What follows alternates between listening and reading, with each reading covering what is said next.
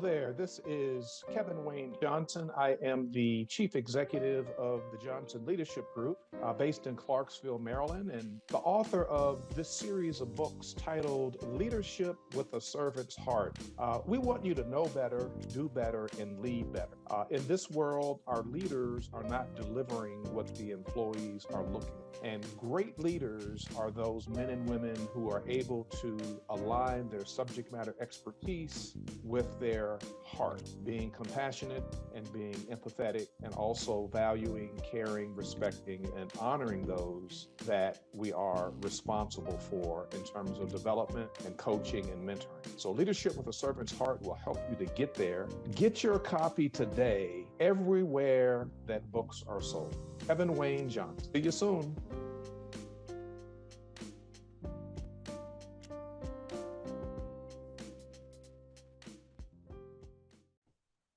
Whether you are listening or viewing from around the world, welcome to my journey with Paula G, where we are juggling this journey called life while walking in the gifts and the talents that God has given us. I am your host, and I am so delighted to be here with you today. If this is your first time, we welcome you. We are so glad that you have joined us.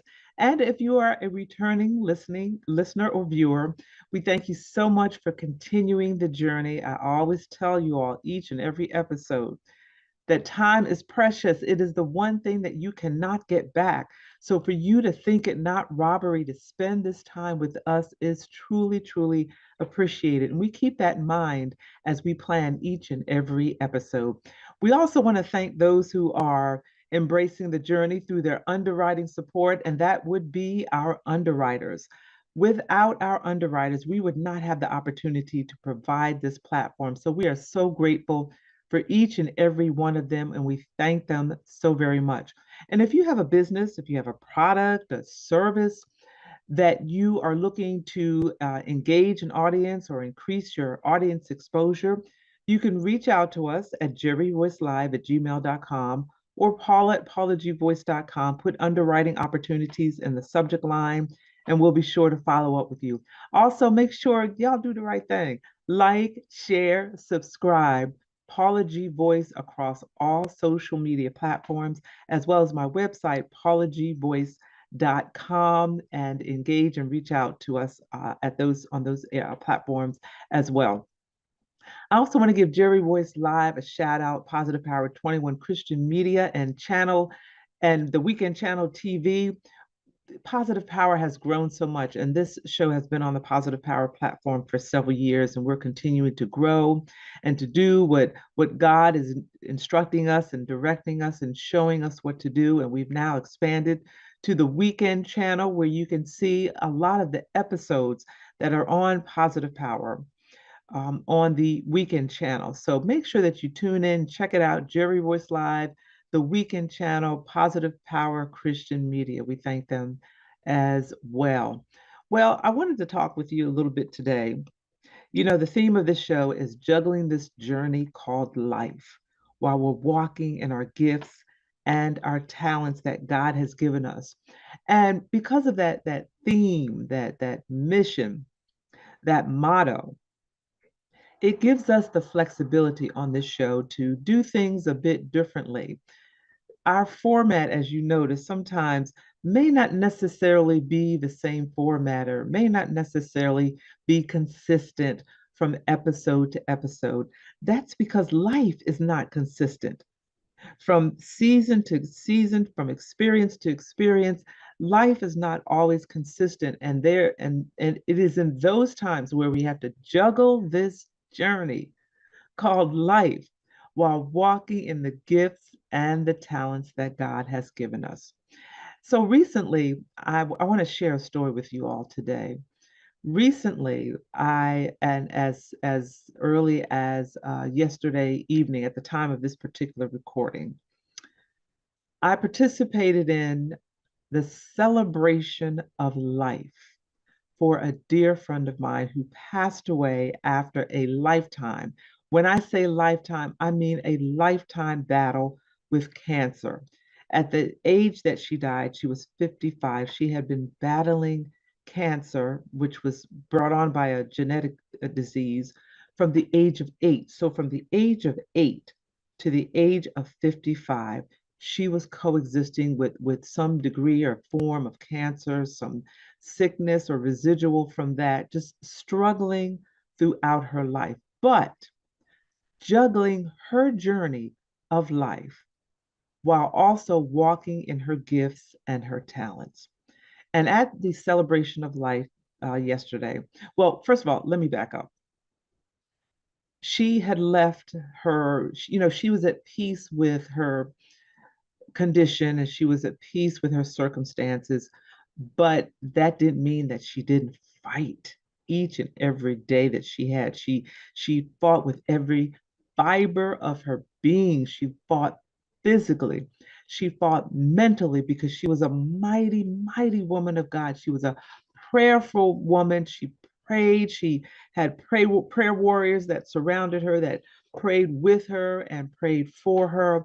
So when I say she fought the good fight, she fought the good fight, never wavering, never giving up. And every day that she woke up, every second, every moment that she felt good, every second, every moment that she was pain free, she would do something with that second. She would do something with that moment. She was a giver.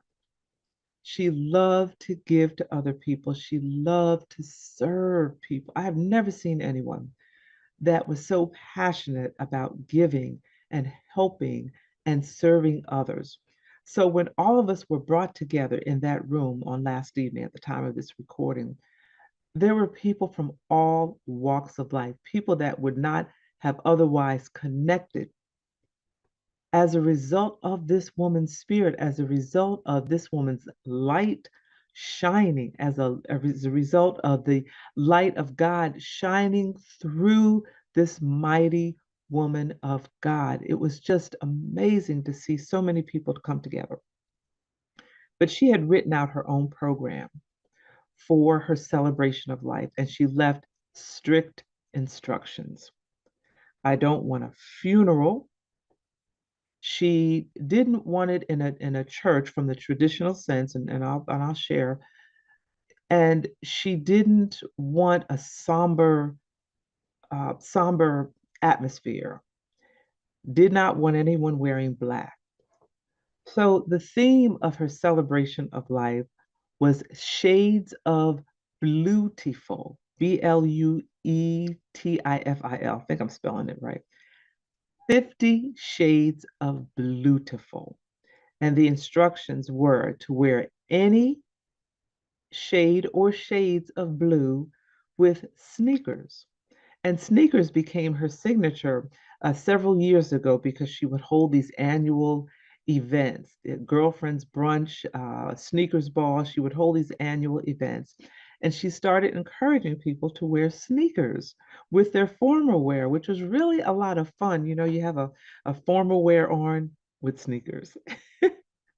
So I had a nice little formal dress on, and I found these cute, cute, cute uh, gold glitter sneakers that I wore with this outfit. So it was a lot of fun because at the end of the formalities of the program, the formal part of the program, there was always dancing. She loved to dance.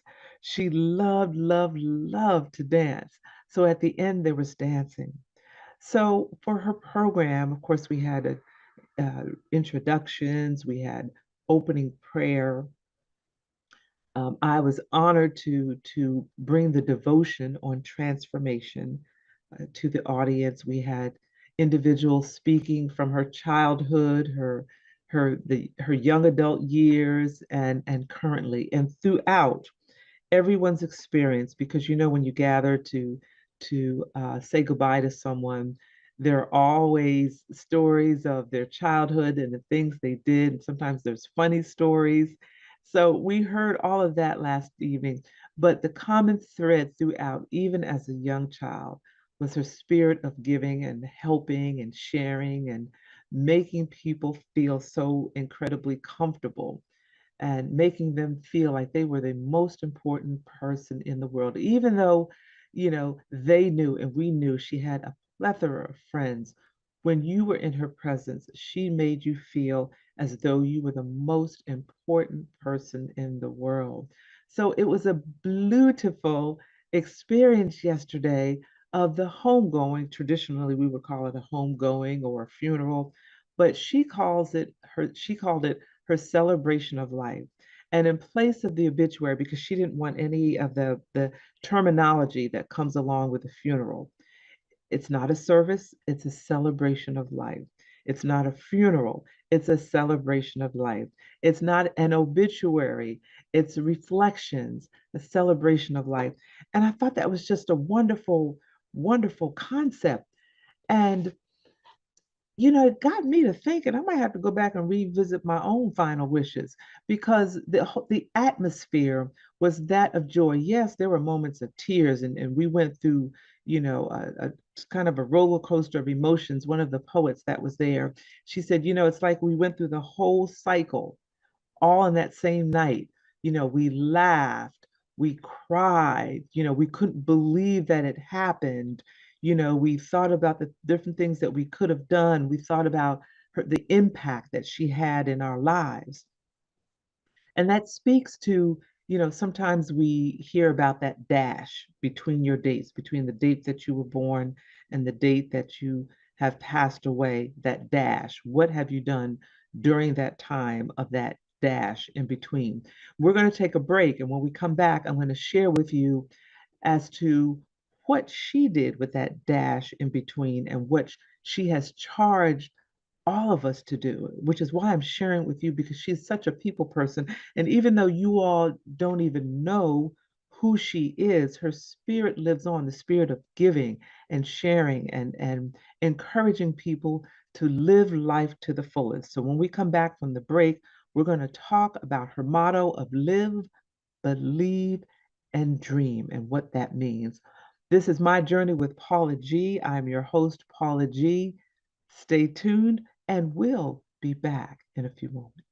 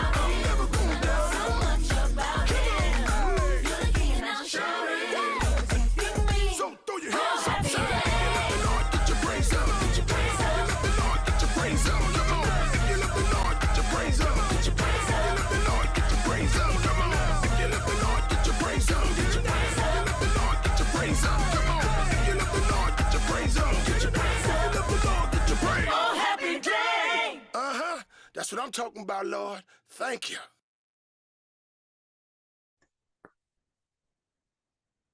And welcome back to My Journey with Paula G. I am your host, Paula G. We're so glad that you have continued to join us. And if you are just joining us, we appreciate you tuning in.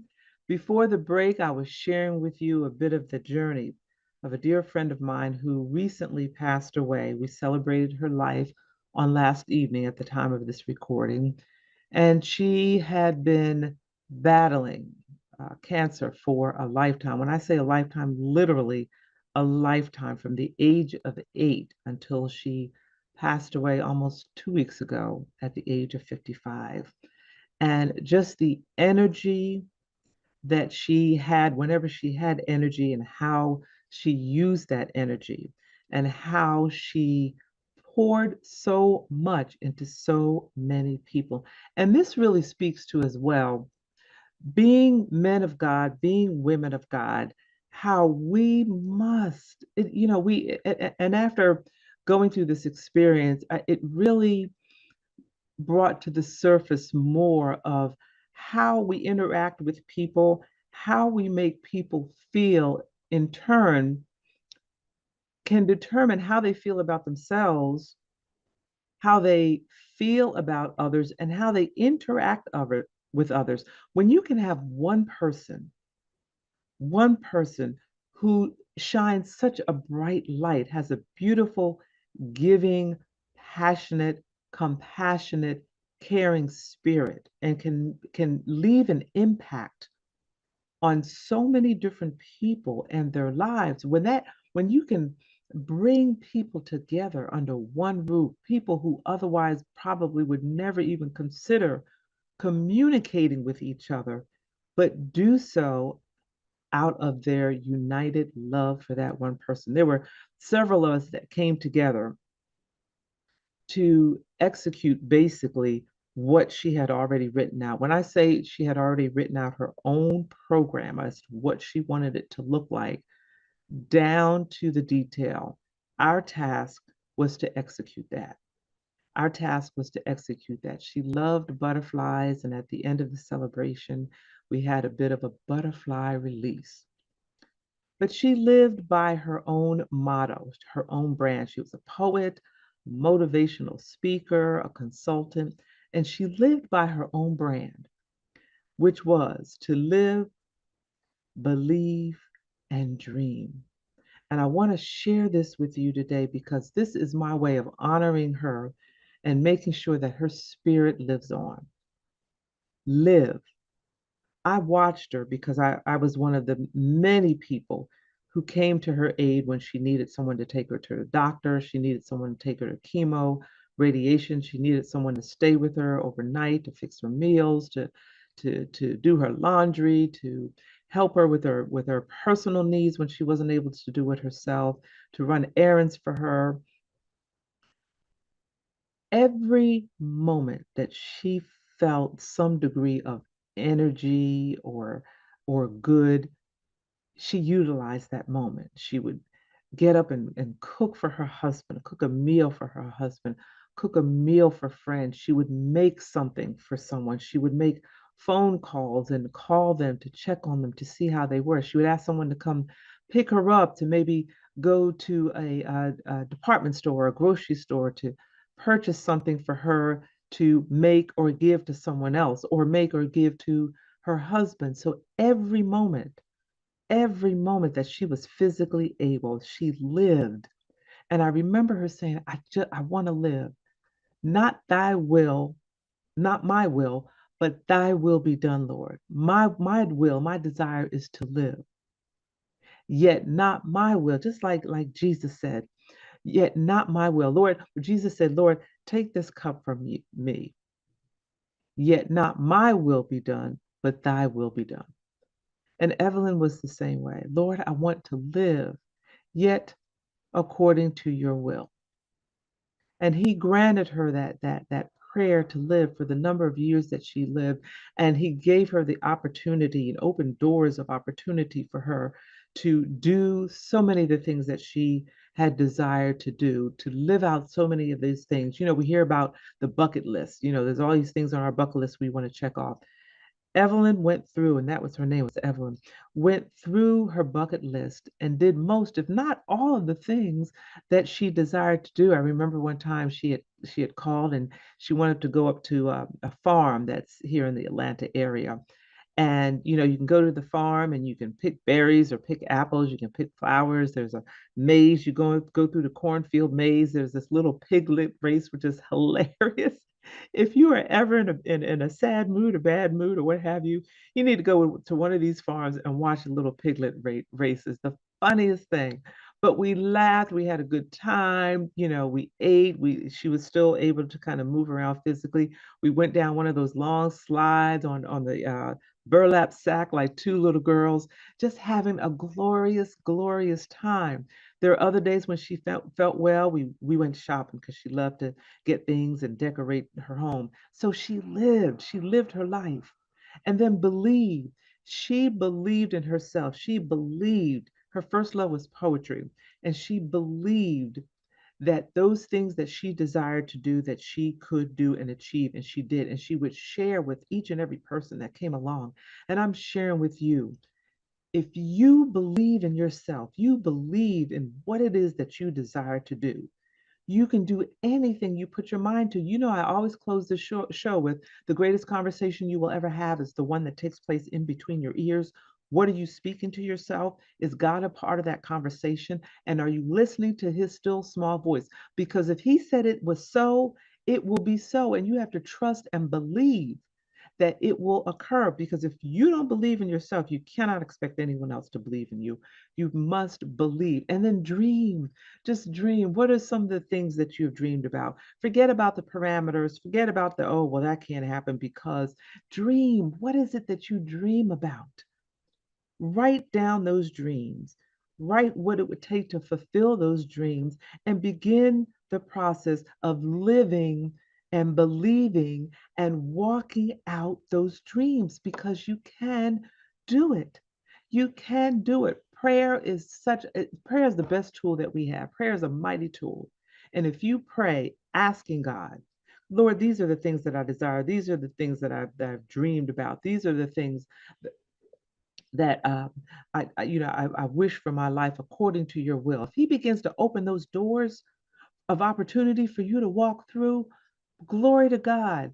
Live in those fulfilled dreams. You've believed those dreams, and you're now walking out those dreams. So I just wanted to share that with you today. And I know that's, kind of brief. We've almost come to the end of our journey, and perhaps we'll talk a little bit about it on another episode. But I'm encouraging you all today, those of you who may be sick in your bed, or those of you who may have been sick and you're feeling okay today, but then your head is like, oh, I just don't feel like doing anything today. Live. As long as you wake up, as long as you are living and breathing, you have an opportunity to fulfill those things that God has placed in you. So even if you can't get out, or you can't get around, you can still maybe write in a notebook, or write in the journal, or just that conversation in between your ears. Just begin to believe in yourself. Live every moment that you have in whatever way living looks like for you. Just live and dream. Believe, my brothers and sisters. God is our source. He is our light. And he places things inside of us that he desires us to utilize to bless and serve others. And I hope that has blessed you. We have come to the end of our journey. We thank you so much for joining us and for tuning in. We thank our underwriters. Remember, you can stay connected with me, Paula G Voice, across all social media platforms. Shout out to Positive Power 21 Christian Media and the Weekend Channel. Make sure you check us out on the Weekend Channel, not only this show, but all of the shows that are on Positive Power 21. We appreciate you for tuning in. And again, I say, remember, the greatest conversation you will ever have is the one that takes place in between your ears. What are you speaking to yourself? Is God a part of that conversation? And are you listening to his still small voice? Until next time, embrace the journey.